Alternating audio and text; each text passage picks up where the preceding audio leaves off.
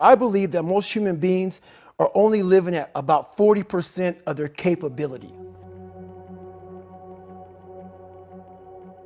The mind has a governor, like a car. If you're driving a car and the car has a governor on it, the car may say 130 miles an hour, but the governor is set for 91. Once that governor sets in, you get to 91, that car starts doing this. The car wants to go. The car wants to go, but that fucking factory said, we're not going past 91. We have a factory, a nice governor in our brain, and it's a survival mechanism. It protects us from pain and suffering. The second we feel that shit, our mind says, oh no, this isn't fun. We should back off. We should sit down, find something more comfortable. And there's something about the mind. The mind has the tactical advantage over you at all times. At all times of your life, the mind has a tactical advantage over you. Why is that? It knows what you're afraid of. It knows your insecurities. It knows your deep, dark lies. And it starts to push you away from that shit. It pushes you in a direction that is comfortable. The mind controls everything. So what I realized was that when I was growing up and I was 300 pounds and I got all fat and I got all insecure, I realized that my mind kept taking me in this direction. When things got uncomfortable for me, when I was facing my insecurities, when I was facing my fears, my mind said, oh no, we have the tactical advantage. We need to get you, separate you from this feeling over here. Life's all about feelings. We want the happy feeling. We don't want that feeling of this sucks. Why am I here? And you don't have any, so you can't answer those questions, so you leave. I started realizing that if in that moment you can answer those up questions and you are now in charge of your brain versus your brain ruling you, that's where all that stuff comes from. So the 40% rule is all of that. You get to 40%, your brain says, we're done. Let's roll, man. This is starting to get painful. This is uncomfortable. So you sit down. You have to figure out ways, and everybody's different. That's how the book kind of talks about, like we all have these things about, 5 steps to this and 4 steps to this. It's a lot more than that. That's all bullshit. It's a practice that you have to, it's a habit. So if you know that at 40%, I'm feeling pain. At 40%, I'm feeling pain. That's where the 40% rule kicks in. Now it starts. Okay, I'm feeling pain.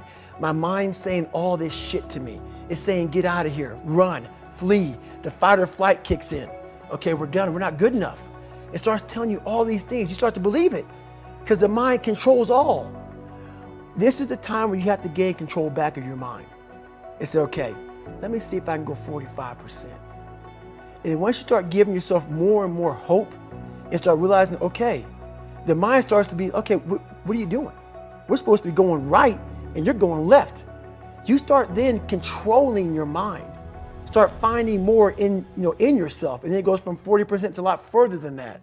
But that's the start of it though. Get to the spot where your mind is saying stop. Whatever that is, you gotta get there first. And then that's when that shit starts to work for you. You gotta control yourself in that moment. So a lot of people can live with themselves. That's the first thing. A lot of people can live with themselves, look in the mirror and say, I'm okay with being afraid. I'm okay with going on this easy highway over here. The easy highway has all these fucking signs and shit, directions, how to get somewhere. And you have to first be uncomfortable with how you feel about yourself. With that voice that a lot of us like to run away from, we all have it. We all have that voice that say, hey man, you're kind of wimping out right now. You're kind of being a little punk right now. But a lot of us say, okay, that's okay. It's okay to tell these little white lies to ourselves. So we first have to face the real you. The real me is David Goggins. The real me is a guy looking at you right now saying, I don't want to fucking be on this show right now because I used to stutter as a kid. And I'm afraid of that. I'm afraid that here in a second, I'm going to start fucking stammering and stuttering and the whole world is going to know that I have all these issues. But that's when I see right now, okay, Goggins, you got to go on this fucking show. That's Goggins. Goggins is saying, okay, David Goggins, you're a punk. Life made you this way. We can't live like this. We can't live in fear. We can't live in judgment. We can't be afraid of what the people right now are looking at me saying about me. We cannot be afraid of that. That's Goggins. Goggins saying, all of you who don't like me, who don't want to, and that person then comes in. But you have to be David Goggins and say, man, I'm afraid of this. I'm fucked up here. Life made me this way here. I stutter. I have these issues with reading and writing, and I'm fat and I'm insecure. You have to face that in that dark room.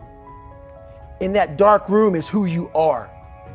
But in that dark room is where you have to create another human being that walks out of that dark room to face who you are. That's the only way you're gonna get over all those things. And people don't wanna do that. They wanna say, oh, don't call yourself fat. Don't call yourself dumb. If you're not real and raw with who the you are, nothing's gonna change. And in this nice new world that we live in, we wanna hear, you're just a little big. No, man, you might be fat. And it's okay to hear that from yourself and from everybody else. So that's where it started at. And it's raw. It gets ugly sometimes with me in that mirror, but I'm also proud of myself to be able to tell myself that and then fix what's in that mirror. So the first thing about it is, once you realize it, and you have to realize it, you gotta call yourself out. Addressing it is very small. It doesn't go from like one morning I'm this way, next morning I wake up and presto, 5 steps to greatness. No, it ain't that, brother. You read my book, this is hard work. It's every day, like right now. I had to be honest with you, man. I'm even shaking right now being on this show. I'm a big time introvert. How you address it is you face it. You face it every day. You face it every single day of your life, where you say, okay, like if you're fat, you need to lose weight. It's patience. It's patience in this fact of accepting who you are right now. I'm fat. I don't like myself. Accepting the fact that if you lose 3 or 4 pounds, that's a huge accomplishment. You have to live in your own world. You cannot judge yourself. That's why social media and all these things are horrible. You can't judge yourself off of the so-called competition that we have made up in our mind. The things that how people look, how people act, how smart someone is. This is a race that you run completely alone. A lot of folks talk so much shit about, hey, I'm gonna change your life. I'm gonna do this, I'm gonna do that. Are you accountable for what you're doing? Are you accountable? And I mean to the T for what you're saying. I am. And that's where it started. It started with that total accountability of, let's not lie today. Let's tell people the truth about who you are. And when you can get on and tell someone, like I'm doing right now, exactly how f***ed up you are, that's the goal in life. To put your life on a billboard, on the busiest road, in the busiest highway in the world, and say, this is how f***ed up I used to be. Take it or leave it.